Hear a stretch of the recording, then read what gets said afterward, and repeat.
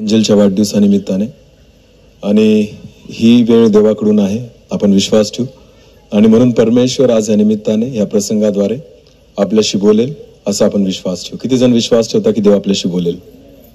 आमेन. ठीक आहे, आपण परत एकदा 2 शब्द प्रार्थना करून वचनाकडे जाऊ. सर्व शक्तिमान आमच्या जिवंत देवा, आकाश आणि पृथ्वीच्या उत्पन्न करता प्रभू, धन्यवाद देतो, स्तुती करतो, कारण हा समय तुझा आहे. माझ्या देवा, तू बोल, आम्ही ऐकत आहोत. आतापर्यंत आम्ही आराधना केली, तू ऐकली, पण आता तू बोल आणि आम्ही ऐकू. परमेश्वर पिता, माझ्या देवा, तुझी वाणी आमच्यापर्यंत पोहोचू दे. हो परमेश्वरा, कोणा मनुष्याने आमच्याशी बोलू नये, पण जो स्वर्गीय पिता, जो स्वर्गीय सिंहासनारूढ आहे, आज तू तुझ्या आत्म्याद्वारे आमच्याशी बोल. केवळ आवाज माझा असावा, शब्द तुझे असावे प्रभू, कारण ही लोक मला ऐकण्यासाठी नाही, तुला ऐकण्यासाठी बसलेली आहेत बापा. आणि म्हणून तू आम्हा प्रत्येकाशी बोल. मला देखील तुलाच ऐकण्याची इच्छा आहे पिता. सर्व आदर, मान, महिमा, गौरव, सन्मान तुझा आहे, आम्ही तुलाच देतो. प्रार्थना येशू प्रभू तुझ्या पवित्र आणि गोड नावाने मागितली, आमेन. हालेलुया. खूप सुंदर वाढदिवसाचा प्रसंग आहे. एंजलचा वाढदिवस आहे आणि 5 केक कापले, नाही का? किती केक कापले? 5. आणि खूप मोठं आयोजन केलंय, एवढ्या लोकांना बोलवलं आणि खूप खर्च पण केलाय. साऊंड सिस्टीम पासून, स्टेज पासून, सगळ्या गोष्टी. जेवण पण आहे ना? नाही तर मी बोलून देईल. जेवण पण केलेलं आहे, नाही का? याचा अर्थ खर्च फार मोठा आहे. म्हणजे विचार करा की एका लेकराच्या वाढदिवसासाठी एवढा खर्च केला गेलाय. आता मला एक सांगा, हा वाढदिवस असा साजरा व्हावा हे एंजलने ठरवलं का तिच्या आईवडिलांनी ठरवलं? काय वाटतं तुम्हाला? हा, कोणी ठरवलं? आईवडिलांनी. एंजलला काहीच माहिती नव्हतं की स्टेज कसं आणायचं, हे कोणी ठरवलं? आईवडिलांनी. एंजलला काही समज नाहीये की साऊंड सिस्टीम कशी पाहिजे, याचा निर्णय कोणी घेतला? आईवडिलांनी. स्वयंपाक, जेवण काय तयार करायचं आणि कोणाला काय खाऊ घालायचं, हा निर्णय कोणी घेतला? तेल काय भाव भेटतं, तांदूळ काय भावाचे आहेत, मसाला कितीचा आणला, एंजलला काहीच माहिती नाही. सगळा खर्च कोणी केला? आईवडिलांनी. म्हणजे बघा, खूप मोठा खर्च आहे. एंजल आली फक्त मस्त नवीन कपडे घालून. कपडे कितीचे कदाचित ते सुद्धा तिला माहिती नाही. त्याचे बी पैसे कोणी दिले? आईवडिलांनी. म्हणजे बघा, एंजलला माहिती पण नसेल की 5 केक कितीचे होते. हालेलुया. पण कापले कोणी? एंजलने. त्याही पैशाचा किंवा त्या केकचा खर्च कोणी केला? आईवडिलांनी. सगळा आनंद कोणाचा आहे? नीट लक्ष द्या. ह्या सगळ्यामधून आनंद कोणी लुटला खरा? एंजलने. केक कोणी कापला? सगळ्यात प्रथम स्थान कोणाचं होतं? इथं फोटो कोणाचा लागलाय? एंजलनी 1 रुपया खर्च नाही केला. खरंय की खोटे? एंजलनी 1 रुपया खर्च नाही केला, सगळं आईवडिलांनी केलं. पण सगळ्यात फोकस मध्ये कोण आहे? एंजल. हालेलुया. याचं एकच कारण आहे. का माहिती का? ह्या परिवाराने एंजलसाठी एवढा खर्च यासाठी केला कारण एंजल कुठे जन्माला आली? ह्या परिवारामध्ये. हालेलुया. जर एंजल ह्या परिवारात जन्मली नसती तर कदाचित एवढा खर्च तिच्यासाठी झाला नसता. या सगळ्या गोष्टी तिच्यासाठी केल्या गेल्या नसत्या. एकाच कारणामुळे एवढा खर्च एंजलसाठी केला गेला का? कारण तिचा जन्म ह्या परिवारामध्ये झालेला आहे. हालेलुया. मी विचार करत होतो बसला असताना की जर मनुष्य आपल्या लेकराच्या जन्माबद्दल एवढा आनंद करू शकतो आणि एवढं काही खर्च करू शकतो, तर विचार करा जे देवाची लेकरं असतील परमेश्वर त्यांच्यासाठी काय करेल. हालेलुया. जी परमेश्वराची लेकरं असतील परमेश्वर त्या लेकरांसाठी काय करेल याचा विचार करा. आमेन. मनुष्याला लिमिट आहे, मनुष्याला सीमा आहे, मनुष्य एका लिमिट पर्यंत काही गोष्टी करू शकतो. पण तुम्हाला माहितीये ज्या परमेश्वराने स्वर्ग आणि पृथ्वी निर्माण केली त्या देवाला लिमिटच नाहीये, तो लिमिटलेस परमेश्वर आहे. हालेलुया. त्याचं सामर्थ्य अनलिमिटेड आहे, त्या परमेश्वराचं वैभव अनलिमिटेड आहे. बायबल म्हणतं स्वर्गामध्ये रस्ते कसले बनवलेले आहेत? बोला, कसले बनवलेले आहेत?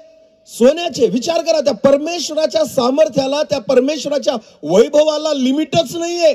मग विचार करा देव त्याच्या लेकरांचा वाढदिवस कसा साजरा करेल. हालेलुया. कळतंय का मी काय म्हणतोय? हा, जर परमेश्वराची लेकरं जर आपण असू म्हणतोय मी, आहोत असं नाही म्हणत, असू, तर विचार करा देव आपल्यासाठी काय काय करेल. आमेन.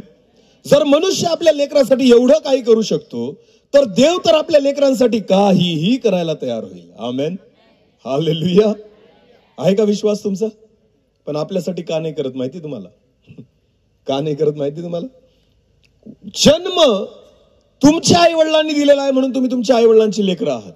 पण ज्या वेळेस तुमचा जन्म देवाद्वारे होईल त्यावेळेस तुम्ही त्याचे पुत्र व्हाल. हालेलुया. समजतं मी काय सांगतोय? एक वचन वाचू आपण. स्तोत्रसंहिता अध्याय 2, स्तोत्रसंहिता अध्याय 2 आणि वचन 7 आपण वाचू. आता नीट कान देऊन ऐका ह्या वचनाकडे. मराठीत कोणाकडे बायबल असेल तर वाचा मोठ्याने. स्तोत्रसंहिता अध्याय 2 वचन 7. मी परमेश्वराचा निर्णय कळवितो, तो म्हणाला तू माझा पुत्र आहेस, आज मी तुला काय दिलाय? जन्म दिला आहे. हालेलुया. देवाचं वचन म्हणतं मी परमेश्वराचा निर्णय तुला कळवतोस, तो म्हणाला तू माझा पुत्र आहे कारण आज मी तुला काय दिलाय? तुमच्या आई वडिलांद्वारे तुम्ही जन्माला आले, भले ख्रिस्ती परिवारात असेल तरी देव तुम्हाला पुत्र म्हणणार नाही, तुम्हाला कन्या म्हणणार नाही. ज्या वेळेस तुमचा जन्मच देवाद्वारे होईल ना त्यावेळेस परमेश्वर तुम्हाला पुत्र आणि कन्या म्हणतो. हालेलुया. ख्रिस्ती परिवारात जन्मलेले लेकरं ख्रिस्ती होऊ शकत नाही, विश्वासू परिवारात जन्मलेले लेकरं विश्वासू होऊ शकत नाही. नीट लक्ष द्या. त्याच्यासाठी प्रत्येक व्यक्तीने देवाद्वारे जन्म घेणं गरजेचं आहे, तर परमेश्वर त्याला पुत्र आणि कन्या म्हणेल. आमेन. म्हणून प्रभू येशू ख्रिस्त निकोदेमसला म्हणतो, निकोदेमस, नव्याने जन्मल्याशिवाय देवाचं राज्य कोणी पाहू शकत नाही. देवाद्वारे जन्म होणं फार गरजेचं आहे. आणि ज्या व्यक्तीचा जन्म परमेश्वराद्वारे होतो ना देव त्याला काय म्हणतो? पुत्र. बोला, काय म्हणतो? वचनात दिले, काय लिहिले? पुत्र. परत एकदा वाचा तेच वचन. मी परमेश्वराचा निर्णय कळवतो, तो मला म्हणाला तू माझा पुत्र आहेस, आज मी तुला जन्म दिला आहे म्हणून तू माझा काय आहेस? पुत्र आहेस. हालेलुया. या जन्माचा अनुभव आहे ना प्रत्येक ख्रिस्ती व्यक्तीच्या जीवनामध्ये आला पाहिजे. नीट लक्ष द्या. आई वडिलांद्वारे जन्म घेऊन तुम्ही प्रॉपर्टीचे हकदार झाले पृथ्वीवरच्या. हा, तुम्हाला घर भेटेल, तुम्हाला गाडी भेटेल, तुमच्या आई वडिलांकडे जे असेल ना त्याच्यात वाटा भेटेल. पण लक्षात घ्या, ख्रिस्ती परिवारात जन्म घेऊन तुम्ही फक्त तुमच्या जगिक आई वडिलांचा वाटा घेऊ शकतात. पण ज्या वेळेस दुसरा जन्म तुम्ही देवाद्वारे घेताना त्यावेळेस तुम्हाला परमेश्वर स्वर्गातला वाटा देतो. हालेलुया. हा दुसरा जन्म प्रत्येक ख्रिस्ती व्यक्तीच्या जीवनामध्ये त्याने अनुभव केला पाहिजे. आमेन. आणि परमेश्वराची इच्छा आहे की तो दुसरा जन्म तुम्ही घ्या म्हणजे मी तुम्हाला पुत्र आणि तुम्हाला कन्या म्हणेल. हालेलुया. हालेलुया. आणि ज्या वेळेस तुम्ही देवाचे पुत्र आणि कन्या व्हाल तर जगिक आई बाप जर एवढं करू शकतात तर विचार करा स्वर्गीय पिता केवढं करेल. हालेलुया. स्वर्गीय पित्याच्या आशीर्वादाला माप नाही. आमेन. हिंदीमध्ये एक म्हण आहे ना, जब खुदा देता है तो छप्पर फाड़ के देता है. हालेलुया. त्या परमेश्वराचं देणं साधं सुधं नसतं. तर देवाचं वचन म्हणतं जब परमेश्वर जेव्हा देतो ना तर सगळं छप्पर फाडून देतो, एवढा आशीर्वाद देतो. हालेलुया. जर आई बाप एवढं करू शकतात ना, विश्वास ठेवा, जर तुम्ही देवाची पुत्र आणि कन्या झाले तर तुमच्या जीवनामध्ये काय होईल. किती जणांची इच्छा आहे देवाचा पुत्र आणि कन्या होण्याची? आहे का? जन्म घेण्याची इच्छा आहे? मी तुम्हाला विश्वासाने सांगतो, जर ख्रिस्ताद्वारे तुम्ही जन्म घेतला, वचनाद्वारे तुम्ही जन्म घेतला ना, स्वर्गामध्ये तुमचा बर्थडे याच्यापेक्षा मोठा होईल. हालेलुया. किती जणांची इच्छा आहे स्वर्गदूतांसोबत बर्थडे साजरा करण्याची? आमेन. समजते मी काय सांगतोय? स्वर्गदूतांसोबत विचार करा. इमॅजिन कल्पना सुद्धा नाही करू शकत तुम्ही की स्वर्गामध्ये परमेश्वर तुमचा बर्थडे साजरा करेल, त्यांचाच ज्यांचा देवाद्वारे काय झालेला आहे जन्म. हालेलुया. आज बायबलमध्ये एका व्यक्तीबद्दल आपण बघणार आहोत की ज्या व्यक्तीचा असाच जन्म झाला आणि त्याचं जीवन बदलून गेलं, त्याची ओळख बदलून गेली. आणि अशाच एका व्यक्तीबद्दल आपण बघू. जर आपल्याला वाटतं की माझा देवाद्वारे जन्म व्हावा तर त्याची एक प्रोसिजर आहे की कशा पद्धतीने ख्रिस्ती परिवारात, परत एकदा मी सांगतो, ख्रिस्ती परिवारात जन्मले म्हणून तुम्ही ख्रिस्ती होऊ शकत नाही. केवळ चर्चला जातात म्हणून तुम्ही ख्रिस्ती होऊ शकत नाही. तुमचे आई वडील ख्रिस्ती आहेत म्हणून तुम्ही ख्रिस्ती होऊ शकत नाही. त्याच्यासाठी काहीतरी करावं लागतं. त्याच्यासाठी वचन आहे. जर तुम्ही बघाल, त्याचा अभ्यास कराल, त्याच्याकडे लक्ष द्याल तर तुम्हाला कळेल की जन्म घेण्यासाठी, देवाद्वारे जन्म घेण्यासाठी, त्याची पुत्र आणि त्याचे कन्या म्हणून घेण्यासाठी आपल्याला काय करावं लागेल. हालेलुया. तर बायबलमध्ये एक पुस्तक आहे नवीन करारामध्ये. त्या पुस्तकाचं नाव आहे फिलेमोनाला पत्र. कोणतं पत्र? फिलेमोन. एकच अध्याय आहे त्या पुस्तकामध्ये. खूप सुंदर पत्र आहे. जर तुम्ही त्याचा नीट अभ्यास केला ना तर फिलेमोनाला पत्र एक फार सुंदर पत्र आहे. ते आपण काढू. एकच अध्याय आहे त्या वचनामध्ये, त्या पुस्तकामध्ये. फिलेमोनाला पत्र आणि त्याचं 1 ते 3 वचन पहिल्यांदा आपण वाचून घेऊ. आमचा प्रिय सहकारी फिलेमोन, तुला आमची बहीण अप्पिया,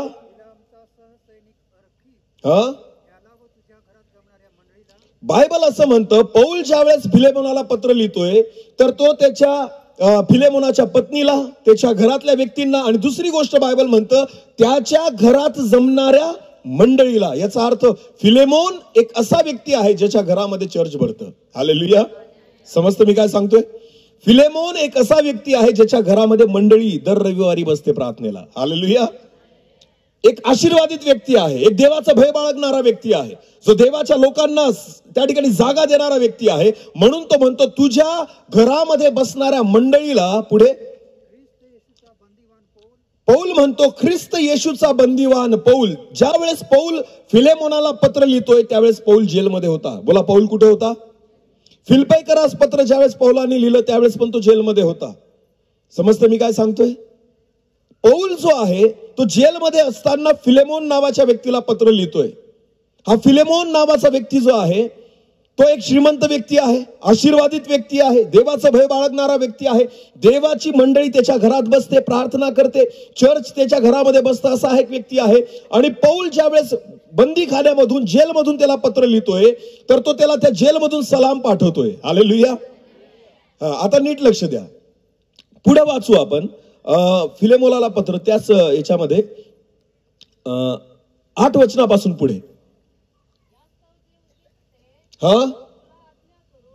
यास्तव तो म्हणतो जे उचित ते तुला आज्ञा करून सांगण्याचे जरी मला ख्रिस्ताद्वारे पूर्ण धैर्य आहे, तरी प्रीतिस्तव विनंती करणे मला बरे वाटते. मी वृद्ध झालेला पौल आणि जो येशू ख्रिस्ताच्या सुवार्तेमुळे जेलमध्ये आहे तो बंदीवान, मी बंधनात असता ज्याला मी जन्म दिला, सुवार्तेद्वारे म्हटलेलं एका वचनामध्ये, सुवार्तेद्वारे ज्याला जन्म दिला त्या माझ्या अनिसेम. हालेलुया. आता नीट लक्ष द्या. हा अनिसेम नावाचा जो व्यक्ती आहे तो फिलेमोनाच्या घरी गुलाम होता. काय होता? नीट लक्ष द्या. तुम्ही म्हणाल याचा वाढदिवसाचा काय संबंध? नीट ऐका. नवीन जन्म काय असतो? फिलेमोन देवाचं भय बाळगणारा व्यक्ती आहे, श्रीमंत व्यक्ती आहे, चर्च त्याच्या घरामध्ये बसतं. अनेसिम नावाचा व्यक्ती हा त्याच्या घरामध्ये गुलाम होता. कोण होता? गुलाम. कोणाच्या घरामध्ये गुलाम होता? फिलेमोनाच्या घरामध्ये. अनेसिमने पौला त्या फिलेमोनाच्या घरामध्ये चोरी केली. काय केली? चोरी केली आणि पैसा चोरून तो पळून गेला. तो गुलाम होता. त्या काळामध्ये गुलाम घर सोडून जाऊ शकत नाही, गुलाम पळू शकत नाही, गुलाम नोकरी सोडू शकत नाही. हा अनेसिम पैसे चोरून पळून गेलेला होता आणि त्याला धरलं, पकडलं आणि अनेसिमला सुद्धा जेलमध्ये टाकलं. आणि ज्या जेलमध्ये अनेसिमला टाकलं त्या जेलमध्ये कोण होता पहिलेपासून? पौल. Hallelujah, hallelujah. एक चोर म्हणून अनेसिम जो आहे तो जेलमध्ये आलेला होता. एक कैदी म्हणून तो आलेला होता, एक गुन्हेगार म्हणून तो आलेला होता. आणि पौल येशू ख्रिस्ताच्या सुवार्तेमुळे जेलमध्ये होता. आता नीट लक्ष द्या. देवाच्या मंडळीत जिथं ज्या घरामध्ये बसायची त्या घरातला पैसा चोरून हा अनेसिम पळून आलेला होता. एका देवाच्या सेवकाला त्याने फसवलेलं होतं, एका देवाच्या घराला त्याने फसवलेलं होतं, देवाचा पैसा त्याने चोरलेला होता. जरी तो तिथून पळाला पण देवाने त्याला पळू दिलं नाही, देवाने त्याला पकडलं. हालेलुया. आणि त्याला जेलमध्ये टाकलं. जेव्हा तो जेलमध्ये गेला, परमेश्वराला माहिती होतं जेलमध्ये कोण आहे. जेलमध्ये अगोदरच कोण होता? पौल. हालेलुया. तर बायबल असं म्हणतं, पौल जेव्हा पत्र लिहितो फिलेमोनाला, तो म्हणतो की फिलेमोन, जो अनेसिम ज्याला मी सुवार्तेद्वारे जन्म दिला. हालेलुया.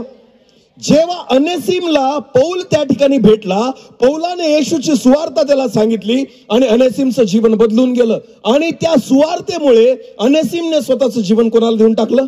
देवाला देऊन टाकलं. आणि तुम्हाला माहितीये, आणि म्हणून अनेसिमचा नव्याने जन्म झाला. काय झाला? नव्याने जन्म झाला. म्हणून ते वचन म्हटलेलं आहे, वाचा परत एकदा. काय म्हटलंय तिथं? हा, मी बंधनात असता ज्याला जन्म दिला. हालेलुया. मी काय दिला? जन्म दिला. कशाद्वारे जन्म दिला? सुवार्तेद्वारे. बोला, कशाद्वारे? सुवार्तेद्वारे. जर तुमचा जन्म व्हायचा असेल तर एकच गोष्ट आहे ज्याच्याने एका व्यक्तीचा नव्याने जन्म होऊ शकतो, तो म्हणजे देवाचं वचन. बोला, ते म्हणजे काय? देवाचं. अनेसिमला पौलाने सुवार्ता दिली, देवाचं वचन सांगितलं आणि अनेसिमचं जीवन बदललं. आणि तिथं पौलाद्वारे अनेसिमचा नव्याने जन्म झाला. आणि तुम्हाला माहितीये तिथं अनेसिम बदलला. पुढे वाचा काय लिहिलेलं. मी त्याला माझ्या मुलासारखा मानतो. एक वेगळं भाषांतर आहे इथं, थोडस अजून थोडं भाषांतर दुसरं कोणाकडे आहे का? मी बंधनात असता ज्याला आध्यात्मिक जन्म दिला ते माझे लेकरू. आता मला एक सांगा, एका चोराला पौल सारखा देवाचा पवित्र दास लेकरू का म्हणेल? ज्याने दुसऱ्याचं घर फोडलं, ज्याने दुसऱ्याच्या घरात चोरी केली, ज्याने दुसऱ्याची गुन्हेगारी केलेली आहे, अशा गुन्हेगाराला पौल स्वतःचं लेकरू म्हणतोय. का? कारण पौलाला माहिती होतं, आला तेव्हा गुन्हेगार होता पण वचन ऐकलं त्यावेळेस देवाचा पुत्र झाला. हालेलुया. नीट लक्ष द्या. ज्यावेळेस अनेसिमने जेलमध्ये एंट्री केली त्यावेळेस तो कैदी म्हणून त्या ठिकाणी मध्ये जात होता. पण ज्यावेळेस तो मध्ये गेला, पौलाने त्याला वचन सांगितलं, पौलाने सुवार्ता सांगितली, अनेसिमने पश्चाताप केला. पौल म्हणतो, याला मी सुवार्तेद्वारे जन्म दिलेला आहे आणि म्हणून तो माझं लेकरू आहे. काय आहे? लेकरू. हालेलुया. पौलासारखा एक अद्भुत दास, एक प्रेषित, तुम्हाला माहितीये तो अनेसिमला स्वतःचं काय म्हणतो? लेकरू. बोला, स्वतःचं काय म्हणतो? ज्याने काही दिवसांपूर्वीच त्याच्या मालकाच्या घरी काय केलेली आहे? चोरी केलेली आहे.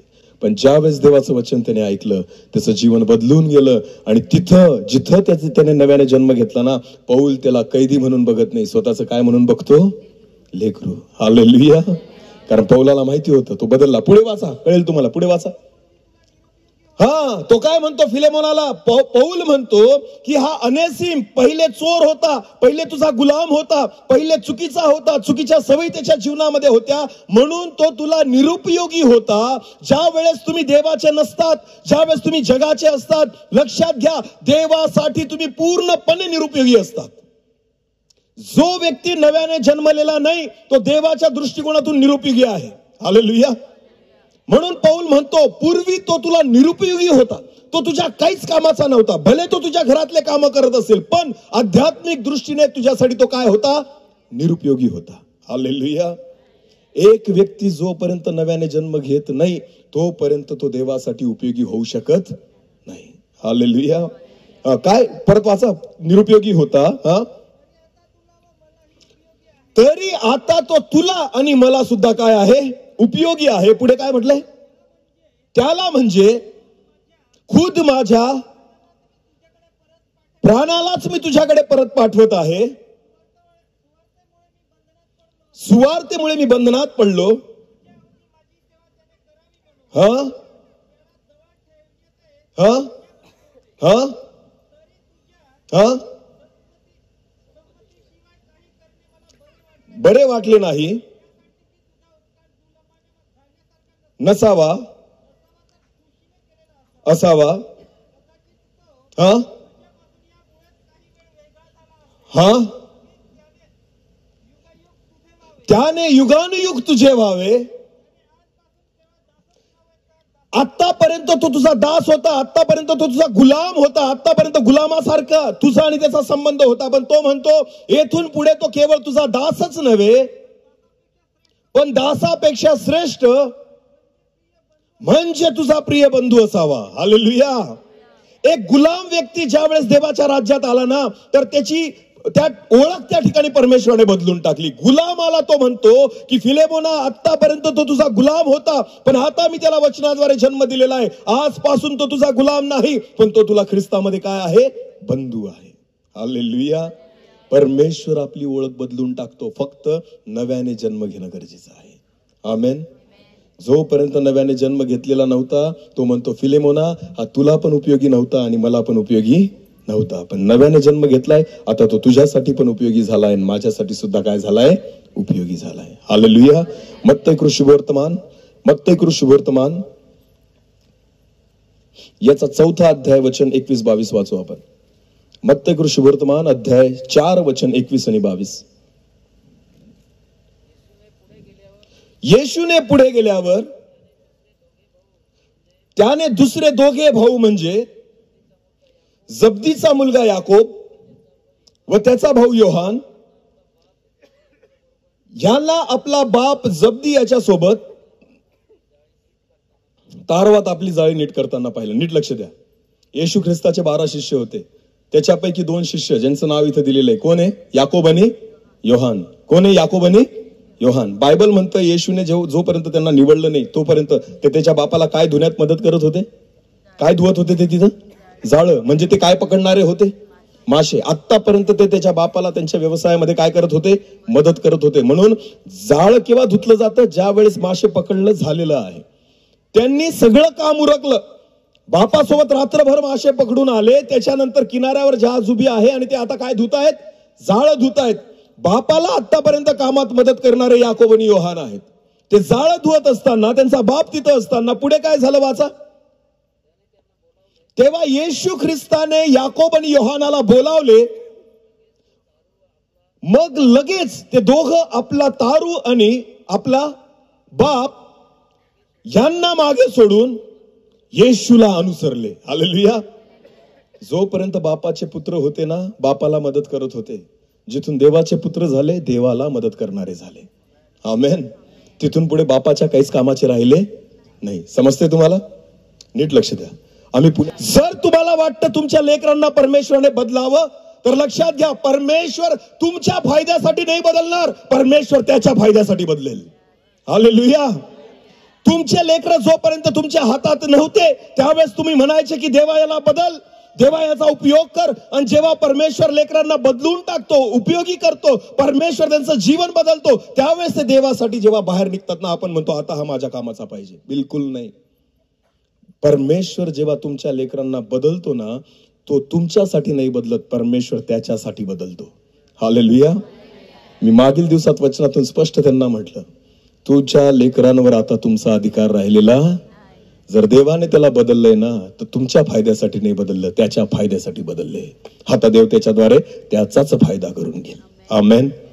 आमेन. नीट लक्ष द्या.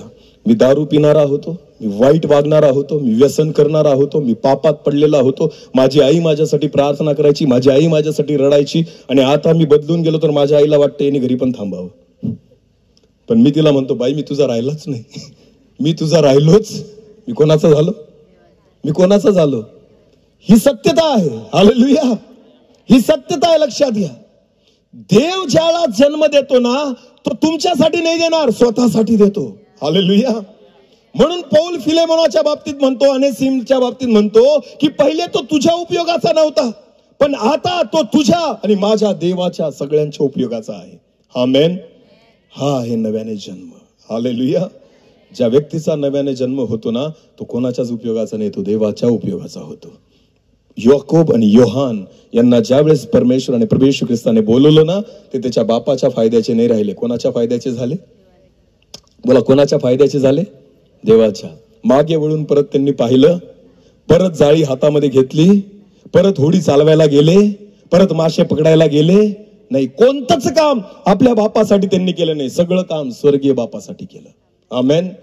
ज्याचा नव्याने जन्म होतो ना, तो स्वतःच्या घरासाठी नाही, देवाच्या घरासाठी जगतो. आमेन. हालेलुया. हा आहे नव्याने जन्म.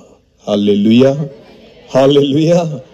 आणि हा जन्म ज्यावेळेस तुम्ही घेता ना, त्यावेळेस परमेश्वराची जबाबदारी आहे तुमचा वाढदिवस मोठा साजरा करणं.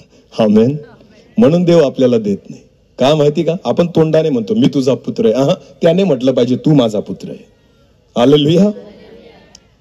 एखादा जगातला श्रीमंत व्यक्ती बिल गेट्स, त्याला जाऊन तुम्ही म्हणा मी तुझा मुलगा आहे, तो म्हणेल का मी तुझा बाप आहे? असं म्हणेल का? नाही. कारण त्याला माहिती आहे हा कशासाठी मला बाप म्हणतोय. बोला, कशासाठी? नीट लक्ष द्या. जोपर्यंत तो श्रीमंत व्यक्ती तुम्हाला दत्तक नाही घेत, तो श्रीमंत व्यक्ती तुम्हाला अधिकार नाही देत, तोपर्यंत तुम्ही त्याची लेकरं होऊ शकत नाही. लक्षात घ्या. तसंच परमेश्वराच्या बाबतीमध्ये आहे. सगळं जग म्हणतं देवाला मी तुझा मुलगा आहे, पण देव म्हणतो नाही रे, मी तुला मुलगा मानायला पाहिजे ना. जर तुला मी जन्म दिलेला असेल, माझ्या वचनाद्वारे तुझा जन्म झालेला असेल, माझ्या वचनाद्वारे तू बदललेला असशील ना, तर मी तुला पुत्र म्हणेल. हालेलुया. हालेलुया. समजते मी काय सांगतोय?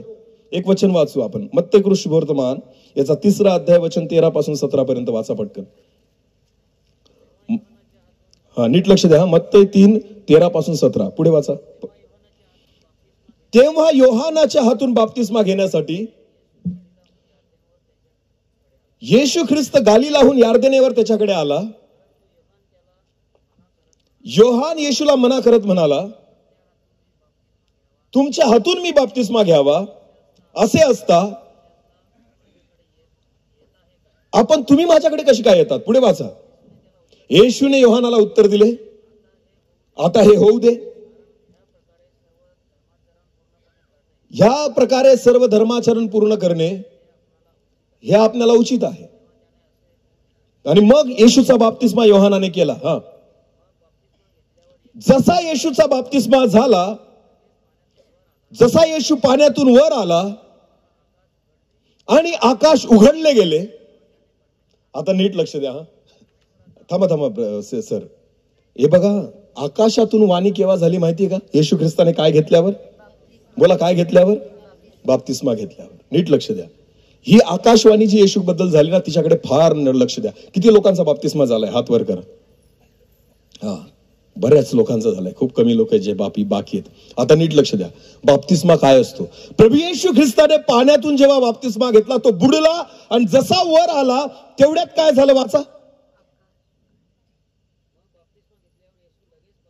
पाण्यातून वर आला आणि पहा, आकाश उघडले गेले. हालेलुया.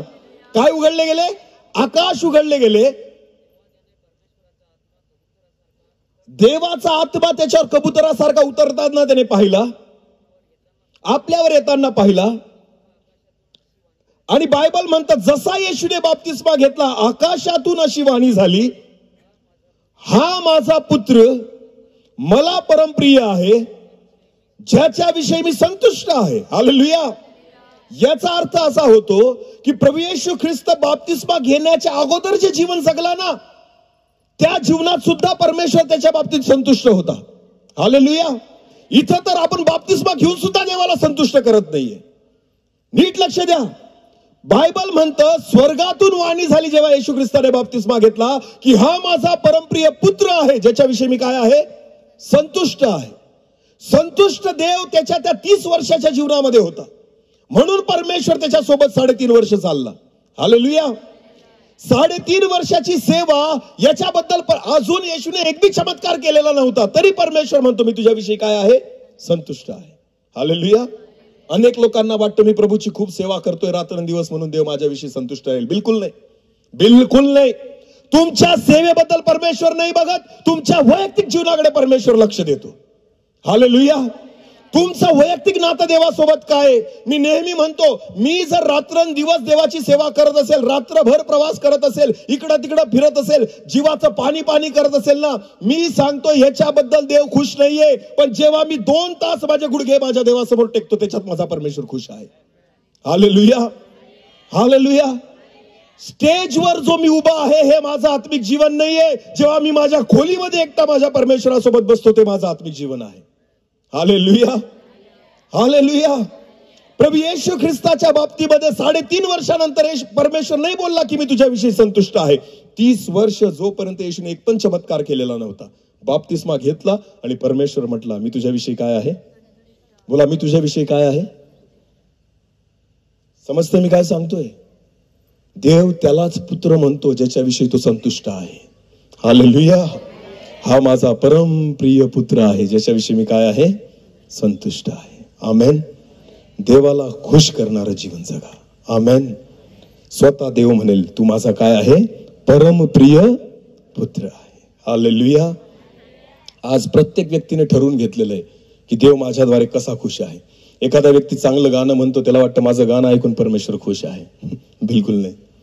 एखादा व्यक्ती असतो ज्याला चांगलं वाजवता येतं, त्याला वाटतं मला देवाने हे दान दिलंय, मी देवाच्या सेवेसाठी हे वाजवतो म्हणून देव माझ्याविषयी काय आहे? संतुष्ट आहे. एखादा माझ्यासारखा संदेश चांगला देतो म्हणून त्याला वाटतं मी संदेश देतो म्हणून देव माझ्याविषयी काय आहे? संतुष्ट आहे. एखाद्याला चमत्काराचं दान दिलेलं असतं, त्याच्याद्वारे अनेक लोक बरे होतात, आजार बरे होतात, कॅन्सरचे रोग बरे होतात, मेलेले जिवंत होतात. त्याला असं वाटतं देव याच्यामुळे माझ्याशी काय आहे? संतुष्ट. बिलकुल नाही, बिलकुल नाही. तुमची सेवा बघून परमेश्वर संतुष्ट नाही होत, तुमचं आत्मिक जीवन बघून परमेश्वर संतुष्ट होतो. हालेलुया. तुम्ही किती चमत्कार केले ते बघून परमेश्वर संतुष्ट नाही होत, तुम्ही परमेश्वरासोबत कसं नातं ठेवतात त्याच्याने परमेश्वर संतुष्ट होतो. आणि त्यांनाच देव म्हणतो, हा माझा परमप्रिय पुत्र आहे. आमेन, आमेन. देवाला आपल्या जीवनाद्वारे संतुष्ट करा. हालेलुया. देवाने मला ओळखलं पाहिजे, परमेश्वराच्या उपस्थितीमध्ये मी बसलं पाहिजे, देवाला मी वेळ दिला पाहिजे, माझा नव्याने जन्म झाला पाहिजे, तर देव मला पुत्र म्हणेल, अन्यथा म्हणणार नाही. हालेलुया. इथं तर आपणच ठरवतोय की मी स्वर्गात जाईल. इथं आपणच ठरवतोय. गाणे किती म्हणतो आपण ना, येणारो हे तो वर राजा, स्वर्गीय दूता, तयारी रोजे तू, तयारी झाली? तयारी? हा, नुसती गाणे म्हणतो आपण. तयारी करत, पावडर लावणं म्हणजे तयारी, नवीन कपडे घालून मिटिंगला येणं म्हणजे तयारी. समजते का?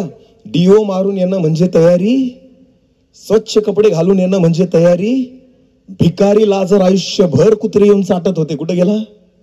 अरे बोला, कुठे गेला? तुम्ही लाख कोट घालून फिरत असाल पण पापात असाल, तुम्ही अजिबात जाणार? अजिबात जाणार? तुम्ही लाख लख साबणाने आंघोळ करत असाल, जोपर्यंत येशूच्या रक्ताने धुतले जात नाही ना, तोपर्यंत स्वर्गीय जीवनात जाऊ शकत. समजते मी काय सांगतोय? लोकांना फसू शकतात, देवाला फसू शकत. लोकांना आपण फसू शकतो, देवाला फसू शकत नाही. म्हणून मी सांगतो, ख्रिस्ती परिवारात जन्मलेला ख्रिस्ती होऊ शकत. जोपर्यंत तुमचा जन्म देवाद्वारे होत नाही, तोपर्यंत परमेश्वर तुम्हाला ओळखत आणि परमेश्वर त्याचा अधिकार, त्याचे आशीर्वाद तुम्हाला देऊ शकत नाही. Hallelujah, hallelujah. समजते का सगळ्यांना? समजते का? हे आहे देवाचं वचन. मग मला सांगा, येशू ख्रिस्ताप्रमाणे त्या 30 वर्ष जिथं कोणीच त्याला पाहत नव्हतं, 30 वर्षाबद्दल खूप काही नाही लिहिलेलं आहे. फक्त एका ठिकाणी 12 वर्षाचा उल्लेख आलेला आहे. कुठं? जेव्हा येशू मंदिरात होता. हालेलुया. यरूशलेमेत मागे राहून गेला. त्याच्यामध्ये काय झालं बायबलमध्ये कुठं लिहिलंय का? एखादा चमत्कार लिहिलेला आहे का? चमत्कार कुठून सुरू झाले? ज्या दिवशी येशू ख्रिस्ताने काय घेतला? बाप्तिस्मा. अरण्यात त्याची काय पाहण्यात आली? परीक्षा. आणि त्याच्यानंतर प्रभू येशू ख्रिस्ताने कशाला सुरुवात केली? सेवेला. पहिला चमत्कार कोणता केला? काना गावात पाण्याचा द्राक्षरस. त्याच्या अगोदर एखादा चमत्कार आहे का?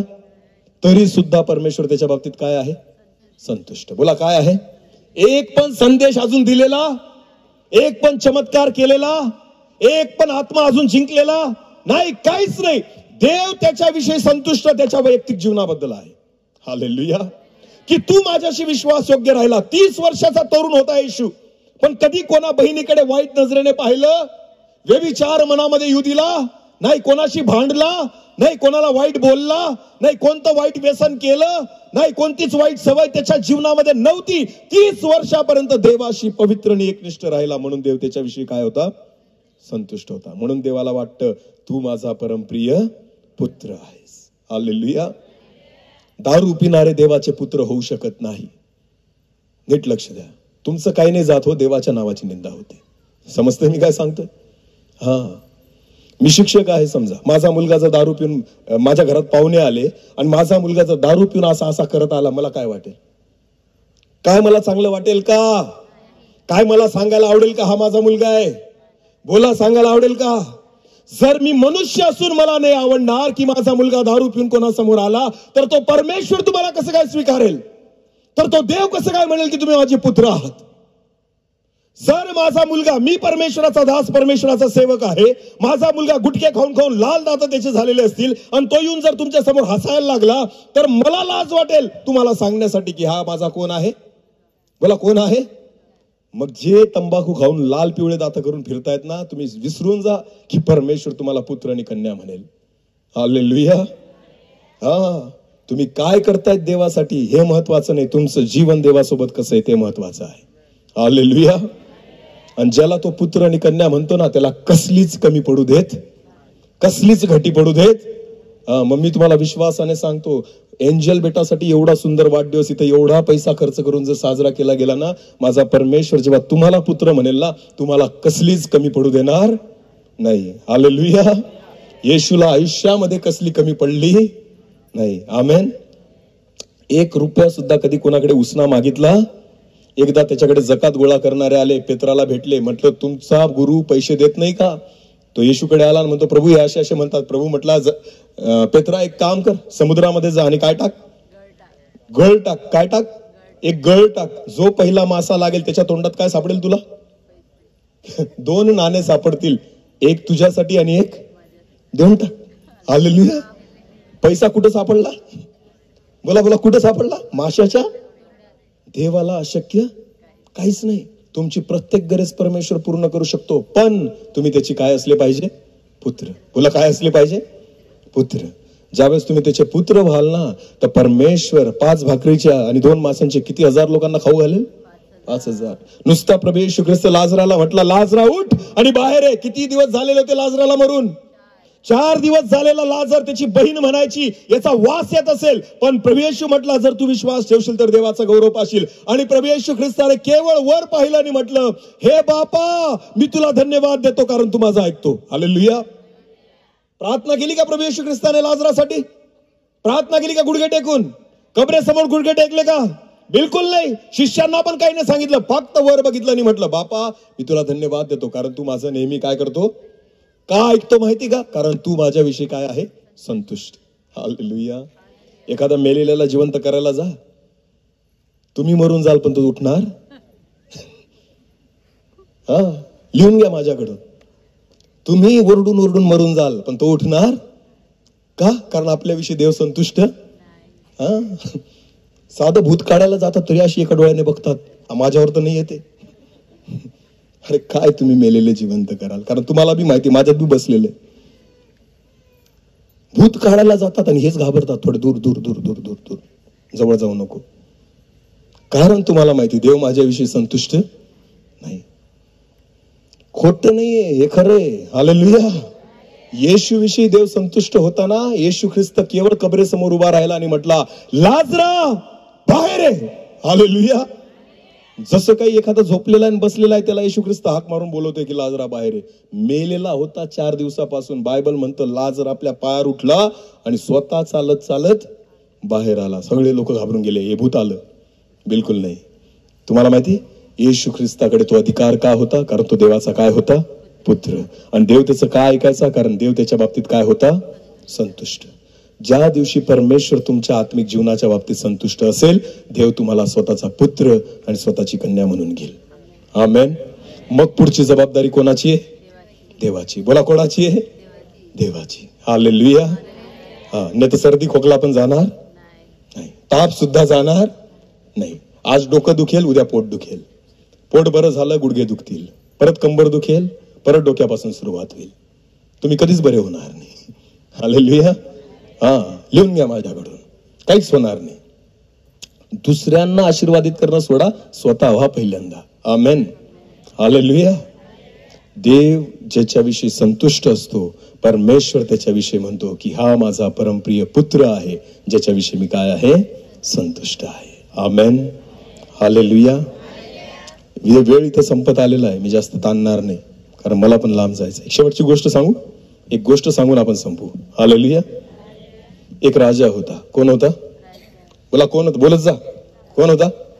राजा. त्याचा वाढदिवस होता. आज एंजलचा जसा वाढदिवस आहे तसा त्याचा काय होता, वाढदिवस. राजा खुश होता. राजाने सगळ्या प्रजेला आमंत्रण दिलं आणि सांगितलं अशा अशा ग्राउंडवर जमा व्हा.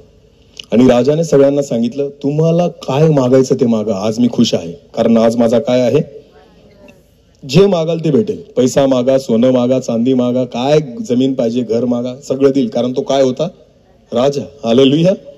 सगळे लोक आले, ग्राउंडवर जमा झाले. मग रांगेत यायला लागले राजाकडे, हॅपी बर्थडे करायचे आणि राजाकडे मागायचे. राजा म्हणायचा काय पाहिजे, ते म्हणायचे पैसा. राजा लगेच पैसा द्यायचा. सोनं घेऊन जा, सोन्याची घेऊन जा, मोती पाहिजे घेऊन जा, हिरे पाहिजे घेऊन जा, जमीन पाहिजे घेऊन जा, घर पाहिजे ते घेऊन जा. सगळं सगळं सगळं राजा देत होता. खुश होता राजा. सगळे लोक येऊन मागून गेले. कोणी पैसा, कोणी सोनं, कोणी चांदी, कोणी घर, कोणी दार, सगळ्या गोष्टी मागून घेऊन गेले. कोणी जनावर मागितले, सगळं दिलं राजाने. सगळी गर्दी संपून गेली. एक छोटासा मुलगा कोपऱ्यात तिथं उभा होता, लांब. तो आलाच नाही राजाकडे काही मागायला, तो तसाच उभा होता. सगळे गेल्यानंतर राजा बसलेला होता आणि राजाचं लक्ष त्या मुलाकडे गेलं, त्या लहान मुलाकडे. त्याला नीट कपडे नव्हते, तसाच अशा मळक्या कपड्यामध्ये तिथं उभा होता तो पोरगा, अर्ध्या कपड्यांमध्ये. राजाने एका सैनिकाला बोलवलं आणि म्हटलं त्या पोराला बोलून आण. तो सैनिक गेला आणि त्या पोराला घेऊन आला. मग त्या पोराला म्हटलं राजाने, बेटा सगळ्या लोकांनी पैसे मागितले, कोणी सोनं मागितलं, काय जे मागितलं, तू पण माग, मी तुला देईल. तू जे मागशील ना मी तुला देईल. तो मुलगा काय म्हटला माहिती राजाला? तो मुलगा राजाला म्हटला, राजा मला आई बाप नाही, कोण नाही, मी अनाथ आहे, तुझ्याकडून मला काहीच नको. तो मुलगा काय बोलला राजाला? तुझ्याकडून मला काहीच नको, मला तूच पाहिजे. काय बोलला तो? मला तूच पाहिजे. मुलाने राजाकडे नाही मागितलं, राजालाच मागून घेतलं. हालेलुया.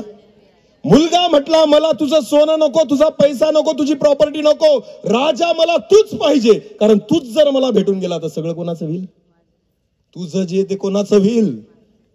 हालेलुया. देवाकडे मागू नका, देवालाच मागून घ्या. आमेन. ख्रिस्ती लोकांचं चुकतं कुठं माहिती का? तुम्ही देवाकडे मागतात. देवाची इच्छा आहे तुम्ही देवाला मागा. हालेलुया. ज्या दिवशी देवच तुम्हाला भेटून जाईल ना, तुम्हाला काही कमी पडणार. परमेश्वर माझा मेंढपाळ आहे, मला काही कमी पडणार. आमेन. आपण देवाकडे मागायला जातो, बिलकुल नाही, देवाला मागा. आमेन. देवाची इच्छा आहे तुमच्या सोबत राहावं. परमेश्वर प्रभू येशू ख्रिस्त म्हणतो जिथं मी आहे तिथं तुम्ही असावं अशी माझी इच्छा आहे. हालेलुया. आणि आपण देवाला म्हणतो जिथं मी आहे तिथं तू असावं अशी माझी इच्छा आहे. हालेलुया. देवाला आपण स्वर्ग सोडून आपल्या सोबत राहायला लावतो. देव म्हणतो तू हे सोडून माझ्याकडे ये. हालेलुया. आपलं सगळं गणित उलट आहे. समजतं मी काय सांगतोय? जगासाठी मागू नका, स्वर्गासाठी मागा. आमेन. देवाला संतुष्ट करणारं जीवन जगा. मी तुम्हाला सांगतो त्यालाच परमेश्वर स्वतःचा पुत्र आणि स्वतःची कन्या म्हणतो. आणि ज्याला तो स्वतःचा पुत्र आणि कन्या म्हणेल त्याला तो काही कमी पडू देणार नाही. मग विश्वास ठेवा, एंजलसाठी जर तिचे आई बाप एवढं काही करू शकतात तर जे देवाचे पुत्र आणि कन्या असतील त्यांच्यासाठी देव काय काय करेल. हालेलुया. आहे का विश्वास? पाहिजे तुम्हाला देवाकडून आशीर्वाद? म्हणून देवाला संतुष्ट करणारं जीवन जगा, की देव म्हणेल हा माझा मुलगा आहे. हालेलुया. कुत्र्यासारखे भांडणारे जे आहेत त्यांनी स्वप्नात पण विचार करू नका की देव तुम्हाला पुत्र म्हणेल. खरंच सांगतो मी तुम्हाला. नुसते चर्चमध्ये आले का देवदूतासारखे आणि बाहेर गेले का भूतासारखे. चुकून सुद्धा विचार करू नका की देव तुम्हाला, तुमचं काही नाही जात, देवाचं नाव खराब होतं. हालेलुया.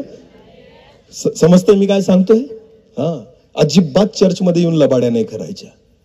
मी देवाकडे रोज मी मागतो, मनापासून मागतो, देवा रविवार सोडून ये. येशू ख्रिस्ताला मी म्हणतो कधी सोडून ये?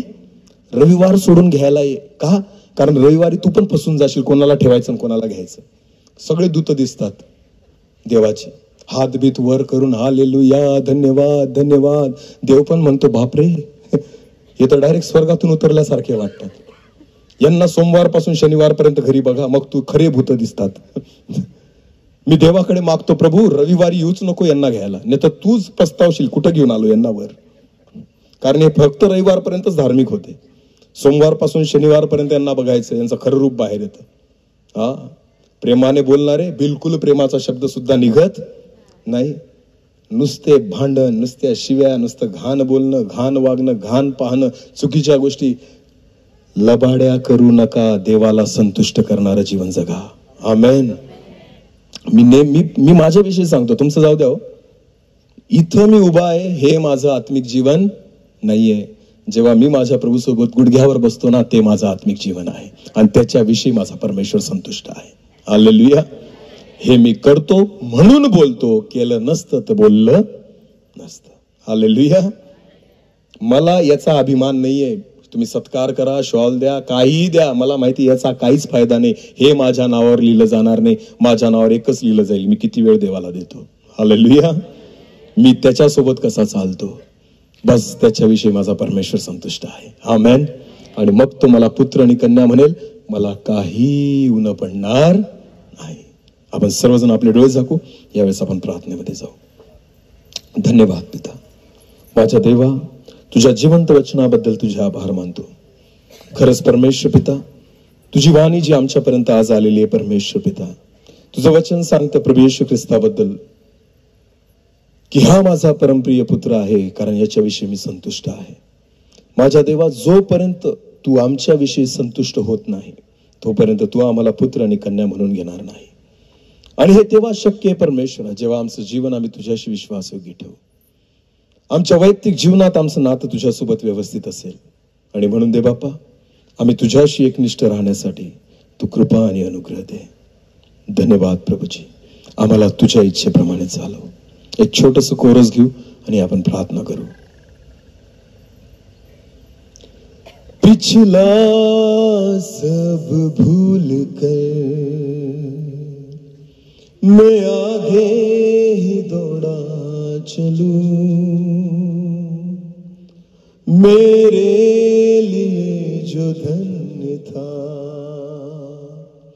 उसको मैं त्याग दूं, कि मैं पाऊं तुझसे पुरस्कार, दौड़ा मैं जाऊं, कि मैं पाऊं तुझसे पुरस्कार, दौड़ा मैं जाऊं. मैं जीऊं या मरूं वो तेरे लिए है, तू मेरा प्रभु,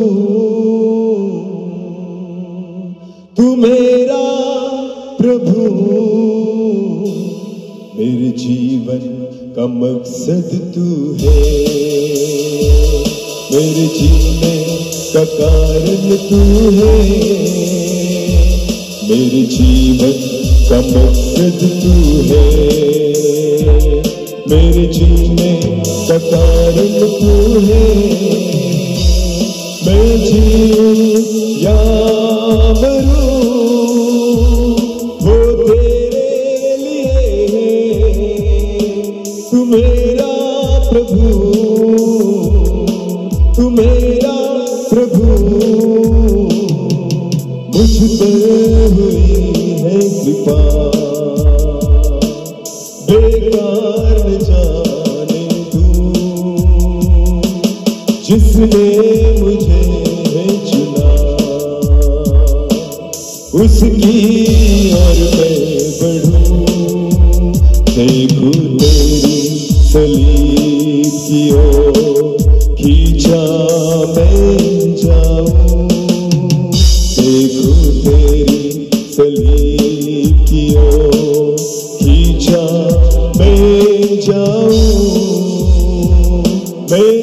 जीऊं या मरूं वो तेरे लिए मेरा प्रभु, तू मेरा प्रभु, तू मेरा प्रभु। धन्यवाद पिता। माझ्या देवा, मी प्रार्थना करतो जसं पौल म्हणतो की जगणे मला ख्रिस्त तर मरणे मला लाभ आहे। प्रभुजी, आम्ही तुझ्यामध्ये आणि तुझ्यासाठी जगावं असं होऊ दे की जेणेकरून तू आमच्याविषयी तू संतुष्ट असशील असं होऊ दे बापा, की जेणेकरून आम्ही तुझी पुत्र आणि तुझी कन्या म्हणवले जाऊ असं होऊ दे। जर जगी काही वडील आमच्यासाठी एवढं काही करू शकतात, तू तर आमचा स्वर्गीय पिता आहे। जर आम्ही तुझे पुत्र झालो तर पिता आमच्यासाठी किती विशेषपणे तू करशील। माझ्या देवा, या विश्वासाने चालण्यासाठी तू आम्हाला सहायता कर। आम्ही असं जगावं की आमच्या जगण्याद्वारे तू संतुष्ट व्हावा, तुला आवडावं, तुला संतोष देणारं जीवन आम्ही जगावं असं होऊ दे प्रभू। जे वचन आज पेरलं गेलं 30 पट 60 पट आणि 100 पट फळ देणारा कर। केवळ ऐकणारे नाही, वचनावर विश्वास ठेवून चालणारे कर। सर्व आदर मान महिमा गौरव सन्मान तुझा आम्ही तुलाच देतो। प्रार्थना येशू प्रभू तुझ्या पवित्र आणि गोड नावाने मागितली म्हणून तू ऐक। आमेन आमेन।